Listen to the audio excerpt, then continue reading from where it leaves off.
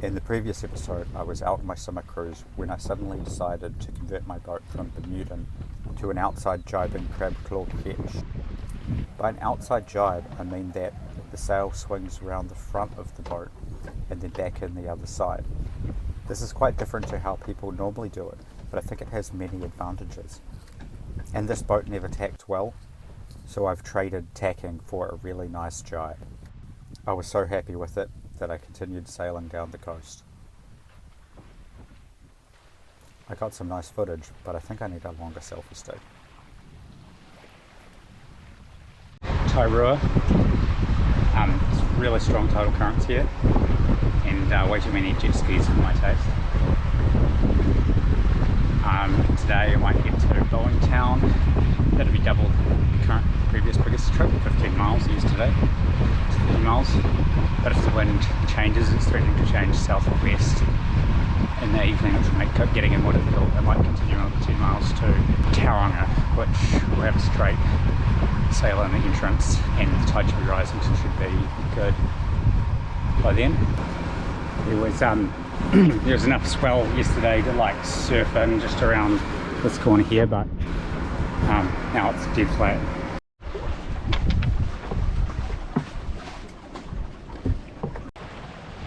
The new rig is very pleasant off the wind. No spinnakers to get tangled around the forestay or jibs to get blanketed by the main. My self-steering gear is disassembled currently, so this is how well it holds course on its own. Enough to get a drink or put on sunscreen or film some footage like this. Everything was going great and I was having a wonderful time, but then that evening, disaster struck. The mast went off. I was having such a good time. Just quite surprising.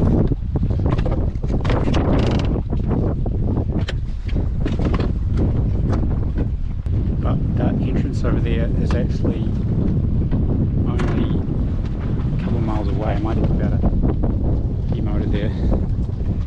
I think that is the move right now. It's very disappointing.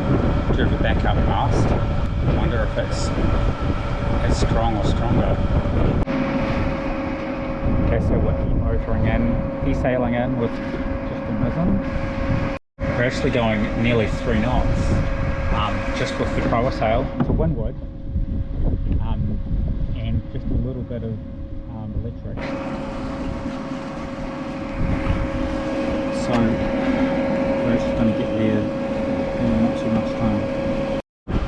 Now that I've had a little bit of time to reflect, it was actually quite astounding what a gentle, like, the mast popped and the rig fell down, but it was actually not really very violent at all.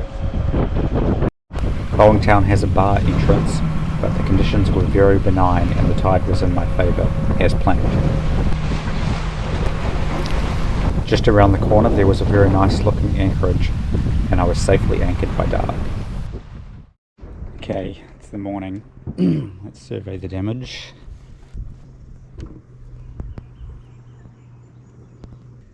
That is a classic buckling thing. It's not even broken at the back, so it just popped in there. Probably also a problem that it's not really very thick. Evidently that piece of bamboo had not been strong enough. I had anticipated a problem like this, and I had another piece of bamboo. I wondered, is this one stronger than the last one?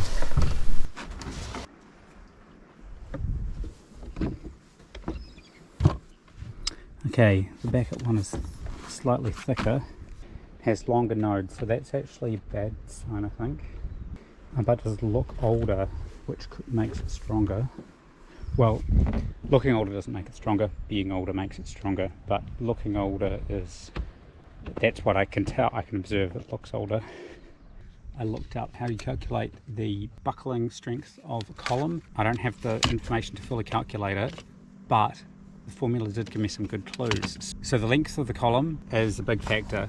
The equation is divided by the square of the length. So making it half as tall makes it 4 times as strong. And another factor is the elasticity modulus and the area, moment of inertia. I don't know what that is, but I know it's about it's about the internal shape, so solid versus hollow. Now I think these are probably too thin walled, but I can't find my calipers, so I'm gonna measure the circumference. So if this one's thicker, that's a good sign that it's stronger. 291 mils around it. Okay, 285. Okay, so it is thicker. Not by much, but it is thicker. And if we look at the end, this is definitely thicker than that one. That's a good sign too. Now the bad thing is it's not as straight at the bottom there. That one goes off at a slight angle. Plus this is the only bit of bamboo I have right now, so I'll just cut this to size and set it up again. I wanted some solid wood to plug the ends, so I went looking for some. This one will be Kohutokara, I bet. Looks a bit old though.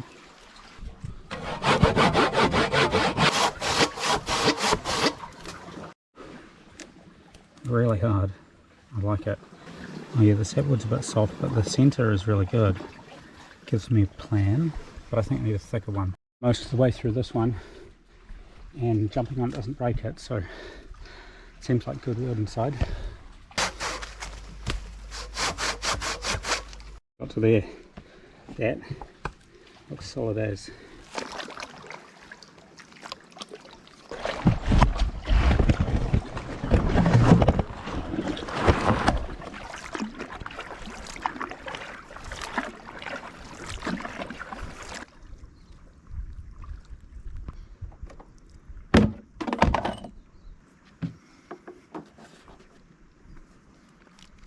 I got the log back to my boat. Now I just had to get some usable wood out of it.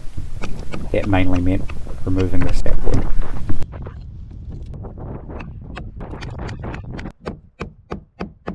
On the inside there was a really nice piece of wood with a good heft to it. Then I used the grinder to shape it into a plug.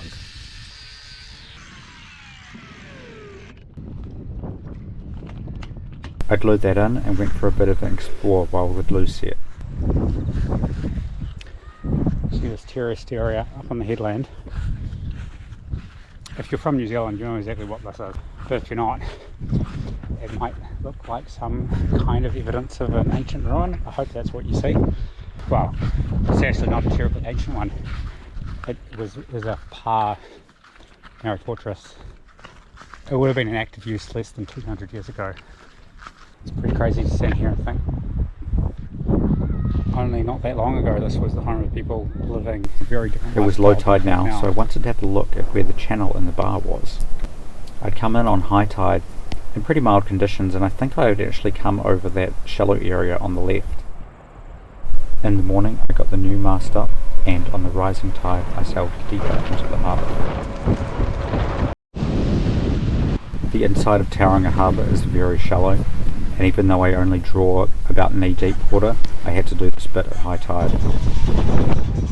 The Mokoroa, mast without breaking the mast. That's an island, and then Tauranga is right on the other side of that. Actually, it's only in sort of an outlying suburbs. It really feels like still on holiday out here. I thought of a way to give myself some confidence about the compression strength of the mast.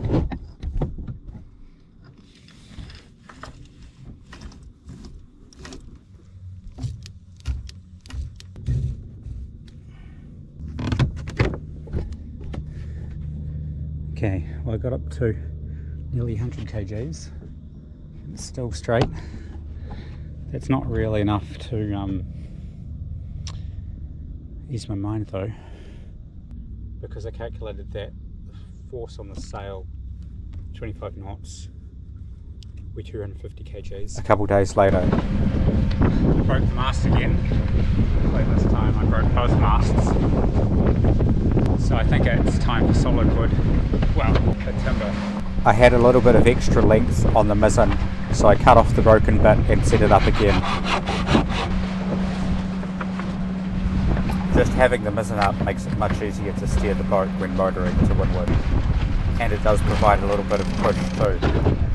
The bamboo served its purpose to decide whether or not I wanted the rig, and I want it. I just have to make the mast stop breaking, so I'm going to build a better mast. The best I could do for timber at short notice was to go into Bunnings and pick through the entire pile to find the clearest pieces of timber. 2 6-metre long 2x4s. I towed it behind my bicycle back to the boat. It's definitely the longest thing I've ever moved on my bike.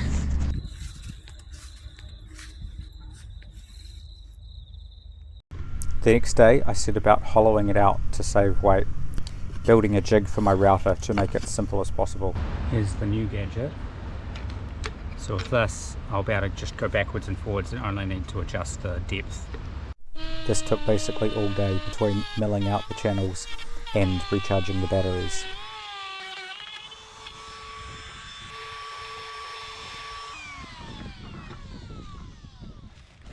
The next morning I sealed the insides with epoxy and glued the two halves together.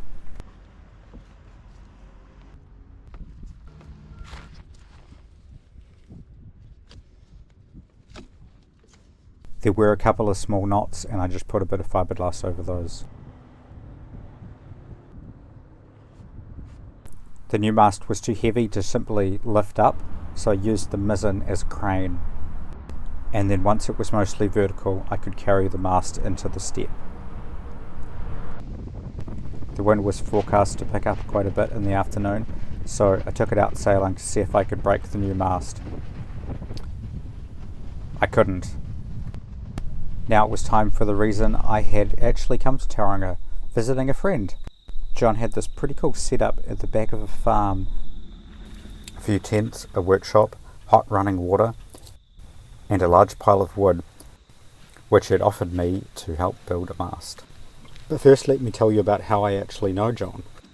When I was doing the original restoration of my catamaran, next door there was another boat that needed restoration. It was pretty interesting. It's a junk rig bilge keeler. He built it himself in the late 70s and then sailed it engineless to Alaska and back in the early 80s when I was just a small child. And here's some proof that great minds think alike. He even had a proa for a tender. I'm afraid to say it suffered a couple of decades of neglect, but I think it's actually worth restoring, and it's a very interesting boat. He actually has a very accurate model of what it looked like in its glory days, with a pot on the stove and a chart on the table. Anyway, you can send me an email, dominictarsailing@gmail.com, if that interests you.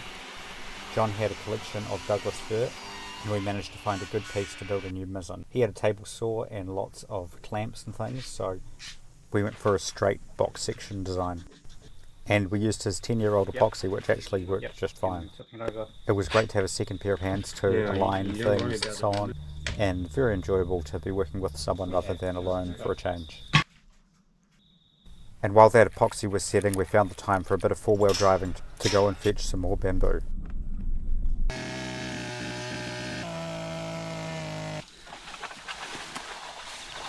This farm's not just a farm, but it does a bit of forestry, and it has its own sawmill. And one tree they have quite a lot of is redwood, which I think is quite good for strip planking. Finishing touches on the mast now. Just trim off the edges and then round the ends. And of course, a strength test. And then we took all that stuff back to the boat. So thanks a lot for the warm welcome and your help, John. It was great. I had one last job to do before I was confident to leave the harbour. That was make another sail, so I had some reefing options. As I had acquired some second-hand sails recently, I was able to make this new sail from Dacron instead of tarpaulin for a change. Here's how I removed the old hanks. To get two sails out of this one jib, I needed to sew two triangles together.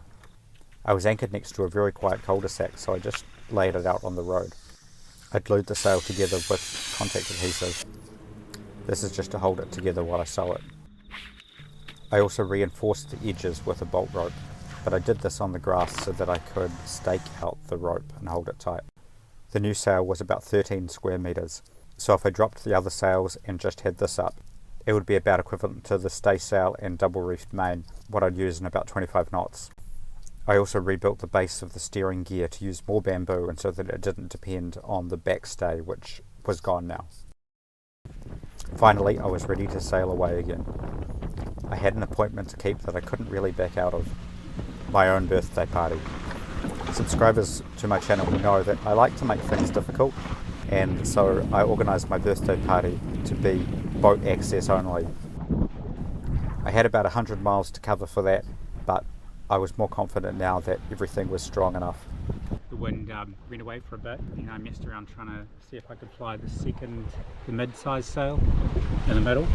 Now it looks like the wind's picking up a little bit, and you know, breaking a mast twice makes you a little bit nervous.